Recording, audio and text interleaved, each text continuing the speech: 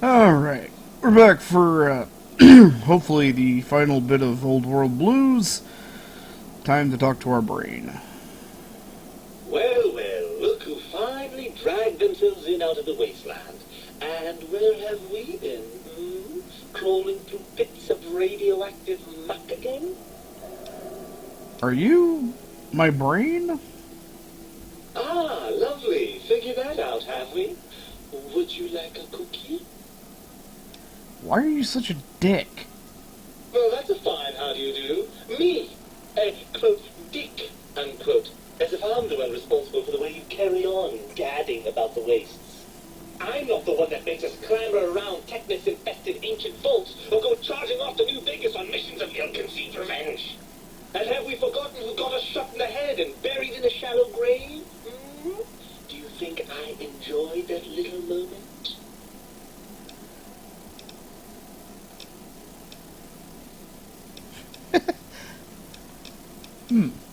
Oh, come on, that stuff's fun. Fun? Fun? Is Technus fun?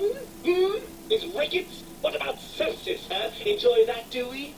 The things you do with our body are suicidally dangerous, and if you could silence your glandular impulses, you would hear me screaming at you!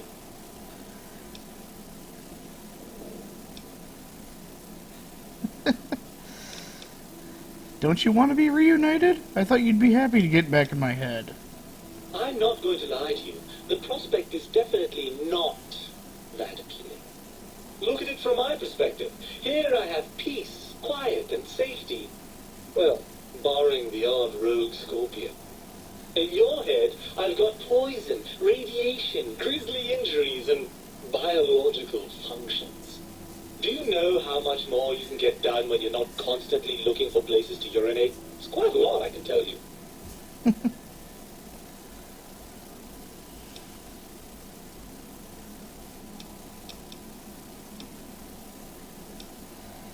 But what about the good things? What about a cool breeze on your cheek, the smell of food, love? Overrated biological feedback. Believe me, you only feel that way because you've got all that meat, oozing hormones. Isn't it just as true that you only feel this way because you're lacking those hormones? I suppose you're right.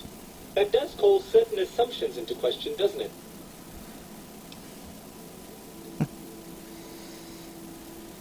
So we're at an impasse. You can't feel what I feel, and I can't think the way you think.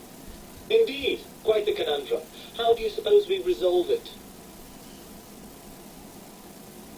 I think we have to trust each other and acknowledge that we aren't complete if we're separated.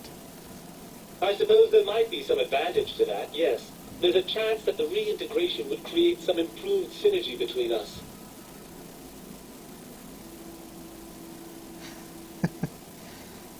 So what do you say, Brain? Join me for some more wild adventures? Well, I suppose you've convinced me well enough. I'll rejoin your body if that's your final decision. Unfortunately, before we get to that stage of the proceedings, we have a problem. Even if I could settle myself back in your skull and reconnect all those pesky nerve endings, Dr. Mobius doesn't have the tools here. We would have to make use of Dr. Klein's lab, and I rather doubt the brains are inclined to share.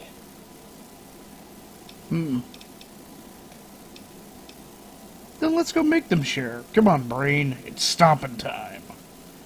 Oh, lovely. We've reached the mindless violence portion of the program. Tell me, what exactly are you, and I use the word loosely, planning?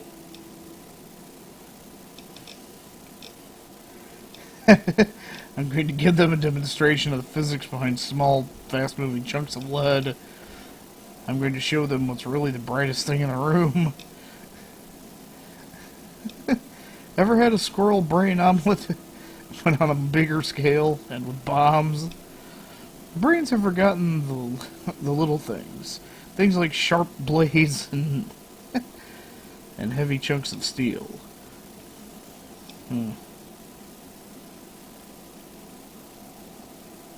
Let's just say violence is the last resort of the civilized man. I'm feeling mighty uncivilized.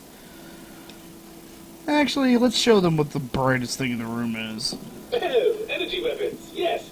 I'd almost forgotten how much fun those are. How do we proceed then? If the think tank won't hold up their end of the bargain, we'll make them. Let's go. Right. Look out, think tank. This brain is coming out of its jar. I suppose now that we're reunited, you want to fill your torso up with those other meaty parts the think tank took from us. Personally, I think your upgrades are quite a bit better. But now that I'm with you, the Sync's autodock can plug them back in no problem. Right then, off we go. Clyde will be in for a nasty shock when he realizes the pacification field won't work on a mind and body reunited.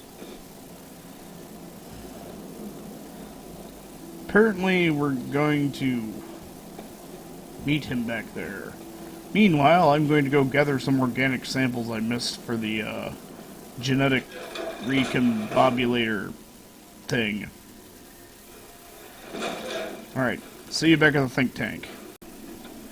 Okay, we're back, and it's time to plug our bits back in. Alright, let's get our heart back. We lost the heartless perk. Cardiac arrest. Your heart is back in your body, but some advanced technologies remain. You're less resistant to poison, 50%, and robots are only somewhat confused by you, 25% less likely to score a critical hit. But on the bright side, healing items are now twice as effective. Sweet.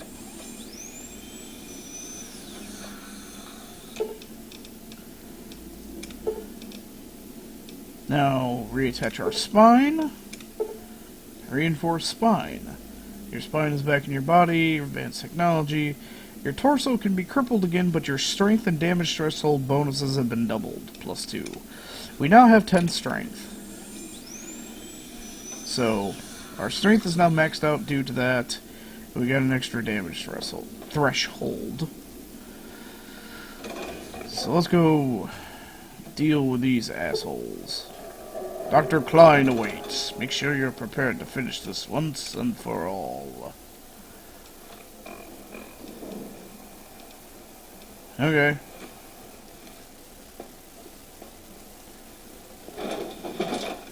Klein!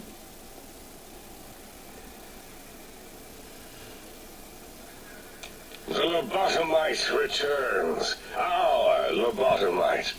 Has Dr. Mobius been denominated into scrap metal and voice module parts, as we hoped?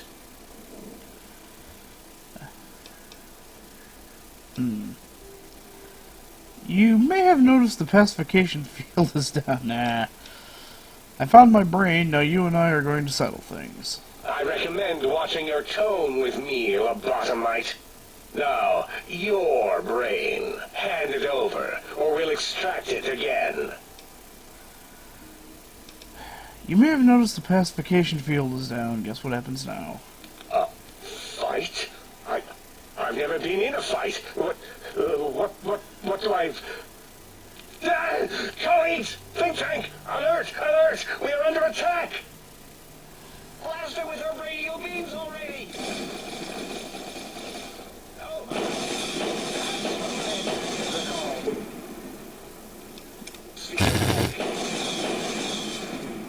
Okay. Kill it! Kill it!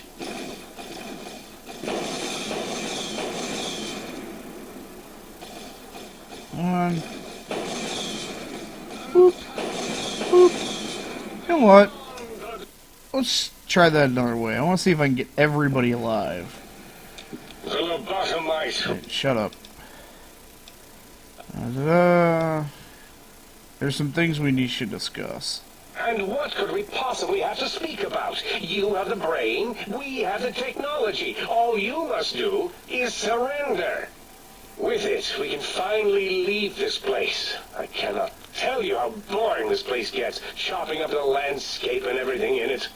And we have so many questions to ask your brain first. About this Mojave place. A fertile testing ground for our experiments.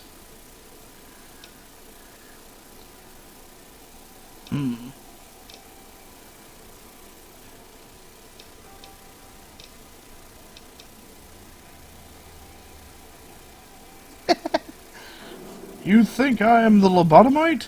No, for my skull houses the brain of Mobius. That is the most insane thing I've ever heard. There's no way Mobius would condescend to step inside you.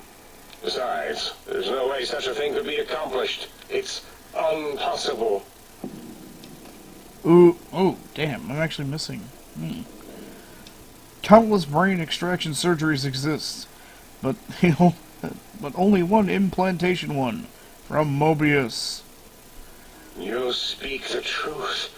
And the decibel variation in your voice, it is Mobius. How dare you breach the think tank? And what do you want here?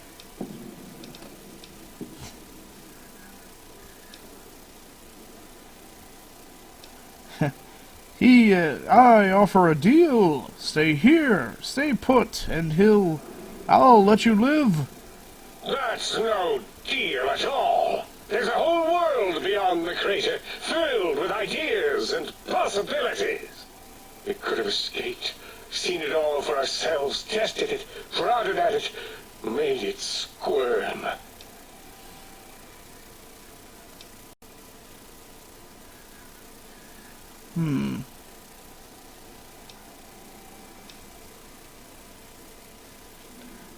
I can bring the Mojave, this world, to you. You'll be safe, and you'll still be able to experiment. For you? And for science? I have a strange sensation that I would like that. How odd. Very well, partner. The think tank is at your service as long as you do not destroy us.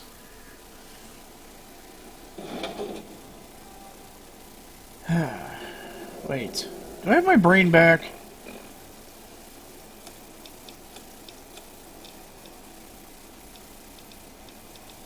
I'm still brainless.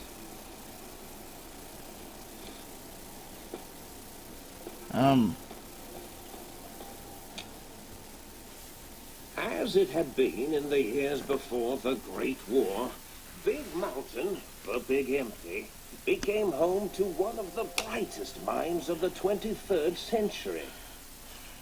The courier watched over the Big Empty for years to come, caring for it and keeping its discoveries safe until they were needed to help others. Which had always been Big Mountain's purpose. Past the laboratories and science, it had always been intended as a place to build the future of all mankind. The Sync Central Intelligence Unit was impressed by the amount of exploration the courier had undertaken. Facilities believed lost, destroyed, or ones that had simply gotten up and walked to new locations had been rediscovered by its intrepid new master. Internally, the artificial personality debated as to whether it preferred the old management to the new, and concluded that the courier's thorough approach to research and investigation was admirable and worthy of its respect. Dr. Mobius continued his research undisturbed in the Forbidden Zone. As much as he had attempted to create better scorpions, he tried the same with humanity, with considerably less success. These failures didn't bother him overmuch. Once the rush of mentats wore off, he forgot he had failed in any event. After all, the bright young mind who had come to visit him in the Forbidden Zone had already exceeded his expectations.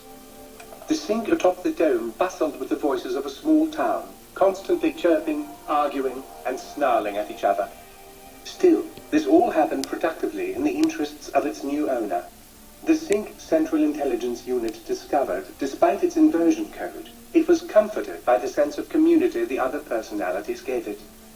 The Biological Research Station, obsessed with seeding everything in sight, requested a transfer to the X-22 Botanical Garden, so that it might, in its own words, sensually fertilize the garden's smooth contours. The garden sent back a polite refusal, saying it had prior commitments with a vault it had helped infect before the war. To book suit continued to devour all seditious materials until it nearly choked on a paperclip. It adamantly maintained it was a Chinese paperclip, and the whole thing had been an elaborately orchestrated assassination attempt. Whatever the reason, it slowed down for a while, carefully appraising each document and clipboard that came to it. The light switches continued to bicker and flicker. This persisted until the day someone dropped a flashlight in the sink, and the two of them united in their hatred of the showboat. One of them eventually transferred to the Lightwave Dynamics plant and began a long, unrequited affair with one of the holograms. The suit continued to ruthlessly scrub any particulate matter that came near it. Eventually, it gained access to the magnetohydraulics plant and nearly flooded all the Big Empty in an attempt to scrub the crater clean. Once it learned of the innovative toxins plant, however, it gained new purpose. It sought to develop antitoxins to flush into its drains and counteract the poisons bleeding into the soil. The toaster continued its psychotic spree, reducing all appliances in range to scrap electronics and spare parts.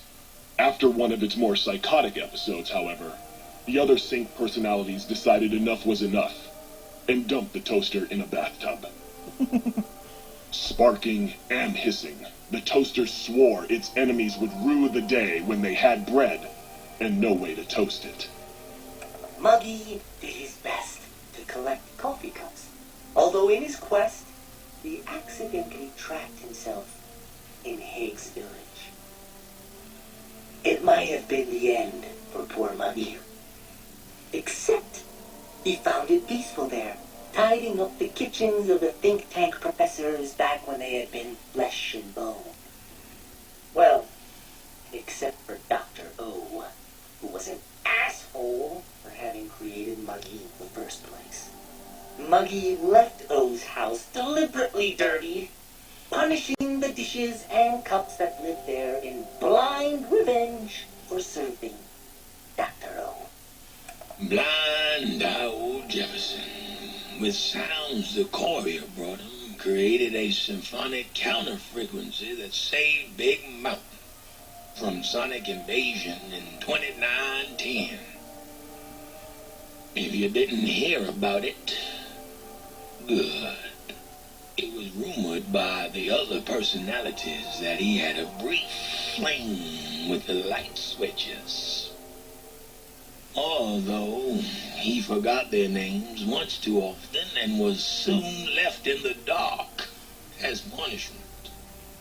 Autodoc, always gentle and methodical, kept sewing up the courier in all the right places when the skin split open from repeated wear and tear. The Autodoc was just glad to have purpose again. It heard its simpler brothers and sisters who got shipped to the Sierra Madre bored out of their skulls in that toxic dead city. In time, the Autodoc found a way to deactivate the Y-17 trauma harnesses, releasing the corpses they had held prisoner for almost 200 years. As the courier ran through the X-8 facility multiple times, the computers analyzed the test subject's movements. Rather than performing a superficial observation, they realized the subject barely knew what communism was, or even what a high school was. This confused them for a time, until the facility finally realized that its research had succeeded. So it let its cyber dogs out into the wastes to help protect small communities from physical aggression rather than communist propaganda. The infiltration program in X-13 felt spent, having repeatedly upgraded the stealth suit until it could upgrade it no more. It felt worn, fulfilled, and a bit sluggish. It realized not long after the stealth suit had left it without so much as a note on the nightstand. So the infiltration program sent out robo-brains into the wastes, looking for its wayward technology. It eventually found Repcon HQ and set up a new research center, testing and murdering fiends who kept breaking into the facility.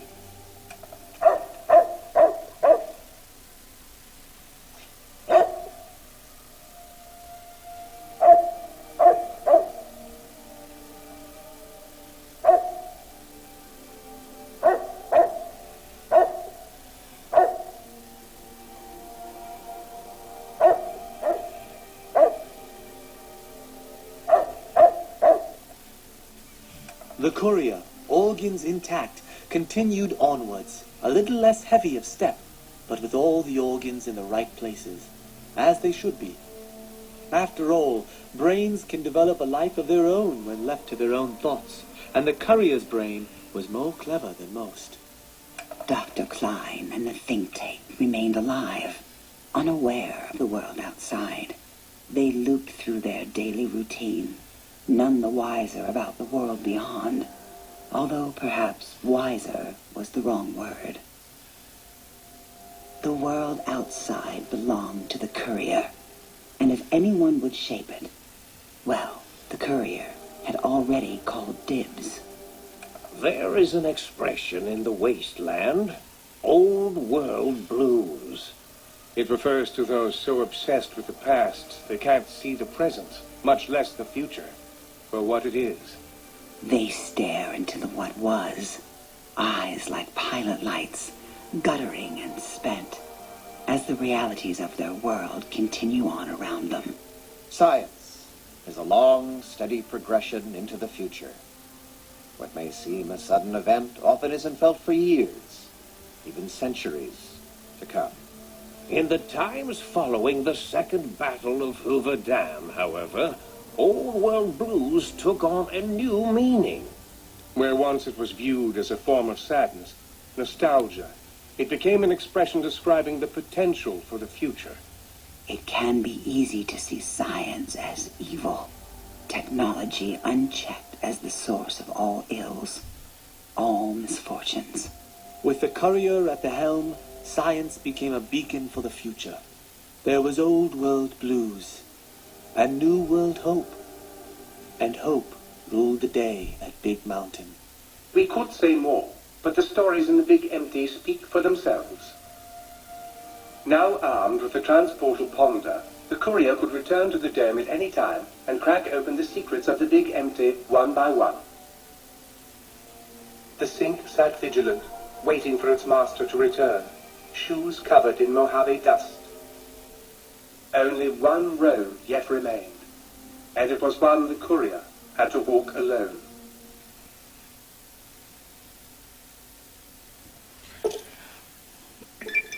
Yay! I got my brain back. Big-brained. Your head still cannot be crippled, but you're only 10% more resistant to addiction now. Surprisingly, your damage threshold has improved by 10%.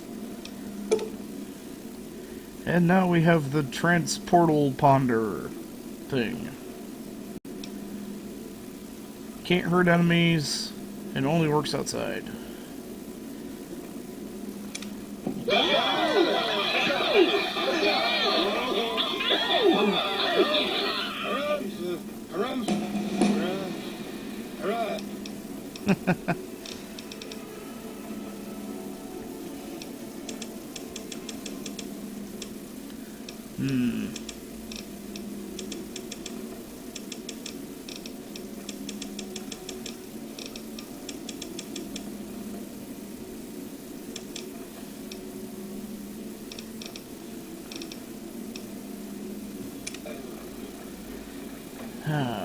So, you got any more side quests?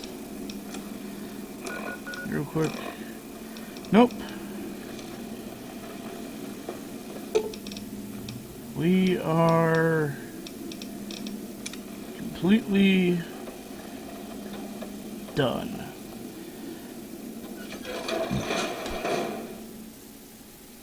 We are done with Big Mountain. So let's get the fuck out of here.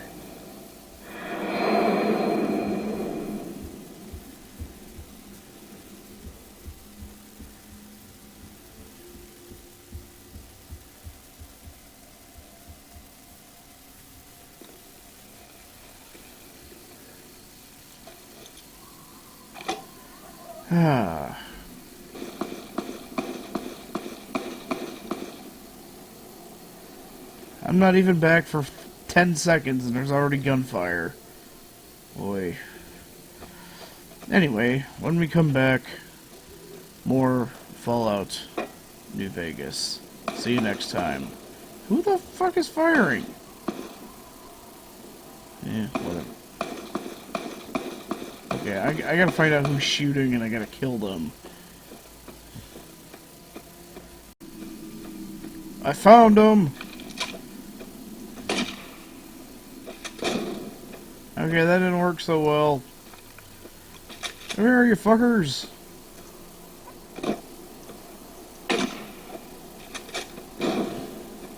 Get back here! I didn't come back to the Mojave to hear gunfire! Where'd you go, you little...